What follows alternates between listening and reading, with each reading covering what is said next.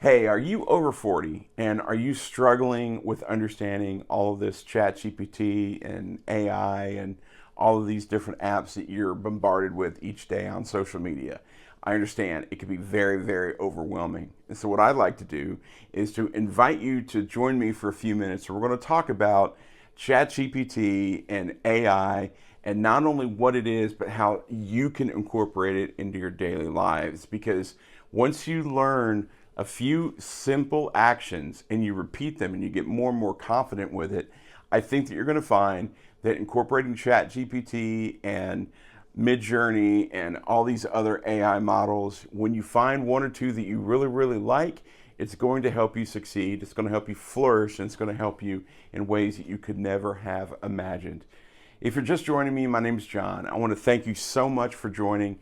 What I do is I take AI and try to break it down in such a way that you can better understand it so that you want to get plugged into it, that you want to use the tools that are available. Because I'm just like you. I'm over 40 and I'm working in a job where I'm going to have to try to find an edge. The people that I work with are way younger than me. So what I have to do is figure out how I can rise above and use ChatGPT and other tools to help me accomplish what I want to do so that I can shine and flourish in my day-to-day life, in my work life, in my personal life. And honestly, it just helps me get more done with less time. And isn't that what we all want? If you like what you're seeing here, please like, share, and make sure that you hit the bell icon so that you never ever miss another video. So let's get into it. There's some key takeaways about ChatGPT that I think are essential for us to really understand before we start breaking it down and getting into the nitty gritty. First of all, what we're talking about is addressing the overwhelm that a lot of us have with AI and all the tech jargon. There's a lot of information out there. There's a lot of good and bad info in social media and all over online. And there's a lot of expectations that people have about ChatGPT that aren't actually accurate. So today I want to kind of start peeling away the onion, so to speak, and really start getting into, in very plain English, practical ways that we can incorporate this and use it at work and in our personal lives. Second, ChatGPT, AI, all of these different LLMs, these large language models, are built to be a tool. We have to use them like we would use a hammer or a drill. It's something that we have in our bag of tricks that we can use, and it's like having that the calculator on your phone. You know, I remember the days I had to carry around a calculator even before cell phones, but even after cell phones, I had to have a calculator with me because the calculators on the phones weren't strong enough to do some of the things that I wanted to get done. And quite frankly, I had to get done for school. So I had a calculator and a phone. And then one day they came up with a smartphone and I had it built in. That's exactly what we're talking about here. You want to make sure that you are using these as a tool and don't get overwhelmed by it. You can learn how to use them. It's just going to take a little bit of time, a little bit of practice, and one day I'm sure that you're going to understand and you're going to just explode and be awesome. The third thing is, don't let this belief that you have to have a large technical background stop you, because that's not true. All of these chat GPTs and AI models are user friendly. They give you a way to communicate with them that's very easy, it's very plain. We're going to talk about prompts, which is what we use to communicate with these machines. And we're going to talk about a way that you can use this and get a leg up and get started even quicker. But just remember, don't get bogged down thinking that you have to be a technical whiz kid. You don't. You don't have to have a large background in technology. There's a lot of people who don't understand how to use a cell phone that can actually play around and be successful with ChatGPT. All it takes is a little time and takes a little effort, and you're going to be successful. I guarantee it. So let's start talking about some practical tips.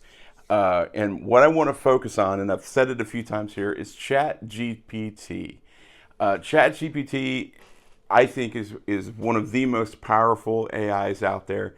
It really is kind of like the granddaddy of them all, and it's being added to every day. It's just a very simple AI tool that they're incorporating not only just text, back and forth between a user and the interface, but now you can start doing images, and it's starting to slowly incorporate video, which is really incredible. You can start everything that you want to do in a project, whether you use ChatGPT from start to finish or you branch out and use other AI models. You can start it on ChatGPT and you'll be successful. So what I want you to do is go to ChatGPT's website, which is chat.openai.com, and you start a free account. What you want to be able to do is go back time after time, and you'll be able to see all of your past conversations, because something that you do now, you might not realize you need to do later, but having that record of the conversation, the chat that you start, is very important. So start with a free account. You don't have to pay money for it. You're limited a little bit in some of the long-term or the bigger things, but you're not at that stage yet. So go ahead and open a free account there, and you can start using ChatGPT to simplify complex topics. You can draft emails with it, you can prepare meeting agendas, and you can even generate creative ideas. There's so many things that you can do with just ChatGPT that's why I always suggest that's the best place to start. An example would be if you're interested in learning how to do blockchain or learning how to do crypto. You can say, explain crypto or blockchain to me like I'm 8 years old, and it'll kick back several paragraphs teaching you step by step how to understand it. And when you don't understand something that is written, you can go back and ask it, I don't understand this, can please explain it? You just have to consider it like a conversation with someone who is not intuitively thinking like you think. You just have to keep asking for more explanation and go a little deeper and try to pull out the information that you're really looking for. You can also use it to start a meeting agenda. I have meetings all the time, and a lot of the times I have to have an agenda. So I will look at the things that I have to get done, things that I'm part of that I know I'm going to have to talk about. So I would jump in and say, hey, give me a meeting agenda for a 30-minute meeting. Give me, I need to talk about this, this, and this, and this. I give it the list. It churns it back out, and it gives me a minute-by-minute breakdown. If that's what I want. If that's what you want, that's great. If not, it could give you whatever you want as far as your agenda. You can also say, give me 5 creative team-building activities for a remote team. A lot of us are working more remotely, so coming up with cool ideas has been really difficult, especially during the times of COVID. We were playing all these crazy online games that didn't work half the time. But if you had ChatGPT giving you some ideas for a cool game that you could do, then you're one step ahead. And if you keep doing it and iterating different types of games, you're going to have a plethora of things that you can do, and other people will be asking you, hey, we played this game a couple weeks ago and we were doing this and this, and you'd be like, oh yeah, here's the game, copy and paste the conversation that you say because you logged in to ChatGPT, and just send them an email and say, this is what we did. And you can have ChatGPT send the explanation to your teammates. And who knows, maybe you'll get a promotion. The next thing that you would want to do is have a prompt library. And this is where I've been teasing it. I created a cheat sheet, and I've talked about it before, but this cheat sheet talks about how you break down prompts. Now, prompts are how you communicate to ChatGPT. You can use ready-made prompts from me or other ones that you find across the internet, or you can create your own. But always have a list of really cool prompts that you would like to use again, because sometimes you'll get one idea and you have that prompt for it, and then you can kind of build upon it. So tools like communication, meeting prep, problem solving, project management, all of these things are available. You just have to do a little Googling or actually have ChatGPT look it up for you, which is, I was in a meeting the other day. I'll take a sidebar. I was in a meeting the other day, and somebody said, well, let me ChatGPT that. And I was like, you're not going to Google it? Nah, Google's too slow. And for a minute there, I was in shock. I thought it was great. And so there's some other things that you want to focus on. You could do some searches for top AI tools. The list goes on and on and on, and every day there's more and more tools at your disposal. And you have to be careful, because if you start signing up and paying for things, it can get very expensive. So start with free, and then practice, and then when you find value with them, if you want to invest further, you can. I've mentioned Claude, I've mentioned Perplexity, and both of those tools are very much like a Chat GPT, but they have specificity in what they do. Claude's great for writing. It's great for content creation. Perplexity is great for research. DeepSeek is new, and I'm still not sold on it yet. But there's certain AI tools that are for more specific things, specific tasks that you can find. And then once you start getting more and more confident with it, and you find value in it, then invest in it. And that keeps you from having a ridiculous amount of $20 and $30 payments hitting your credit card every month. So let's talk about some human advantages over AI. This is the differentiation between the robots are going to take over everything, and we're still going to be in control. We're still going to be controlling those robots, because there's a human advantage that we have to always keep in mind. One, we have experience and judgment. We provide the context. We provide the wisdom, because AI can't. Not to the level that we can do. It can provide some, but that's only built on what it's programmed to do, and over the entire arc of all of the conversations that ChatGPT or whatever AI that you're using, it's pulling some information from all of those conversations, but we provide the experience and judgment. Now, just stop and think the questions that we as older people are going to ask versus questions that younger people who might not have the best track record for experience and judgment might ask. So ChatGPT is going to pull from that dearth of information and try to answer the questions that we ask, but we have to provide the experience and the judgment to make sure that we're doing the right thing. Number two is relationship building. Computers aren't very into relationships between humans, and we're really, really hardwired for that. So genuine, connections with colleagues and clients, or connections between the people that you're communicating with using ChatGPT as a tool, you're built for relationships. So when you get a prompt answered by ChatGPT, if it doesn't really give you the relationship you're looking for, you can provide that. You could take the response from ChatGPT and zhuzh it up, as my wife would say, with a little bit of ChatGPT and you building on that relationship. Thirdly, creativity and innovation.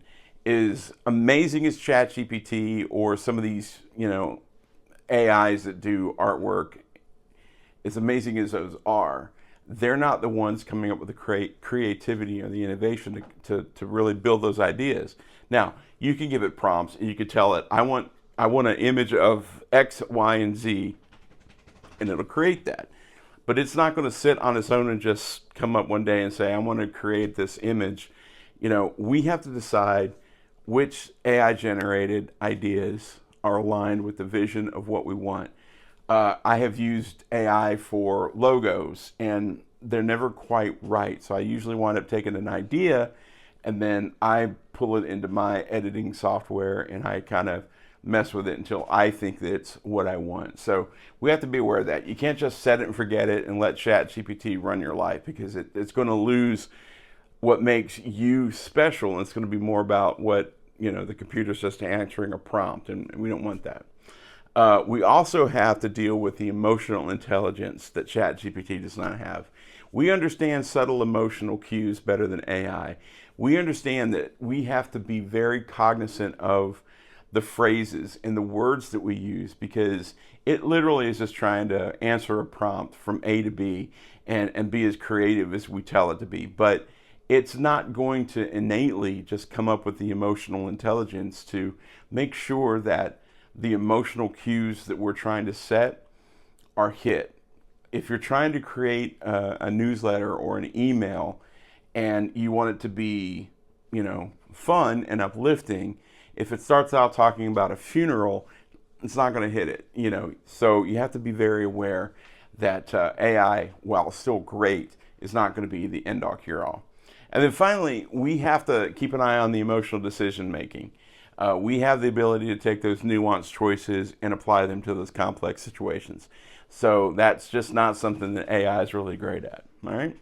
So let's talk about some common AI challenges and their solutions. When you put a prompt into ChatGPT, be aware of incorrect information. I mentioned perplexity. It does do research, and it does research really, really well. But a lot of the times, we have to go back and make sure that the information that it's pulling is accurate, because there's a lot of wrong information on the internet. And that's where it's pulling its notes from, the internet. So if there's junk out on the internet, there's a great chance that some of that junk is going to find its way into the answers that we've asked it to provide for us. We also have to remember that sometimes when we put a prompt in, what we're getting back, those results might be a little unhelpful. So we have to be very specific and we have to be very detailed in our prompts. And that's where the cheat sheet comes in handy, because it goes through sharing how to set all that up. Little puppies kind of jumping in here. We also have to be aware of privacy. Don't share confidential information across the public AI. Just don't. Again, remember, ChatGPT is a storehouse of all of the conversations that it's had. Now, there are ways that you can set up, incognito style conversations, but you're still putting information into an AI that's parked out on the internet somewhere. And if you let any personal information out, that's on you. And you don't know what's going to happen or who's going to find that information or what's going to come of it. So be very, very, very careful. We also have to keep our eyes open for overwhelm. We want to start with one tool, ChatGPT. Start here and then just focus on that for a few weeks. Really get good at creating prompts via ChatGPT and then branch out. If you're really, really dying to start creating images, go to ChatGPT and say, I want to create a prompt for Midjourney or whatever AI tool that you're planning on using. I want to start an image on Midjourney, and I want it to look like this, this, and this. Help me craft a prompt that will get the best results. And it will do that. You copy and you paste it into whatever AI that you're using, like Midjourney, and it should be a little bit better. That way, when you're tweaking it, it will just be small tweaks as opposed to massive tweaks. And then, and this is very controversial because it's becoming a problem, over dependence on AI. That's the great thing about a tool. You can use it, but you don't let it be the only tool that you use. We still have to use our brains. We still have to use our creativity. And what's happening is especially people who are building businesses using ChatGPT, they're forgetting that they still have to write the content, or they still have to come up with the ideas for the content. And we have to provide our own expertise. We have to keep developing our minds and our tools. We have to keep using that. And AI is a great enhancement, but it can't be a replacement for the human mind. And that's one of those things that we have to be very, very cognizant of. All right, so here's a quick 4-week plan. Week 1, explore, learn, and try out ChatGPT. Experiment with prompts. Identify one task that you want AI to help you with each day or a couple, and do that consistently until you feel pretty confident with it. Week 2, establish a routine. Build a prompt library. Use AI for some more specific tasks. Week 3, expand and refine. Try new tools, maybe some more complex prompts. Maybe you can add a little bit to the first prompt that you did to make it a little bit more specific and a little bit more detailed. And then finally, in week 4, integrate and then share. You can automate a workflow. You can share knowledge with your team. This is where you're coming off as someone who is using ChatGPT to enhance what you're already coming up with. It's going to make you a better writer. It's not going to make you a great writer. It'll just make you better. It's not going to make you a great planner of meetings. It'll just make you better. So just think of it as enhancement. It's not necessarily the end-all, cure-all. All right? So as we finish up, remember, AI is a tool, but you are the craftsman. Focus on learning which tools fit your needs. Start with ChatGPT and then branch out from there. Progress very, very gradually, because these tools can get out of hand quickly. Steady adaptation, meaning steady work, will eventually lead to mastery, and it'll just become something that you incorporate into your daily life. And then stay insanely curious. Always try something new. Always try to come up with a really cool idea and see if AI can help make it happen. It might be a piece of art. It might be a summary for a book. It might be a post for a blog. Always be trying to learn and figure out how you can implement and use ChatGPT and other AI programs for your benefit and how to make you better. And the last thing I would say is come back, hang out with me. If you have questions, please leave a comment. I'm here to help you. There's all sorts of tools that we're developing just for you so that you can learn how to use ChatGPT and AI quicker, faster, better, easier.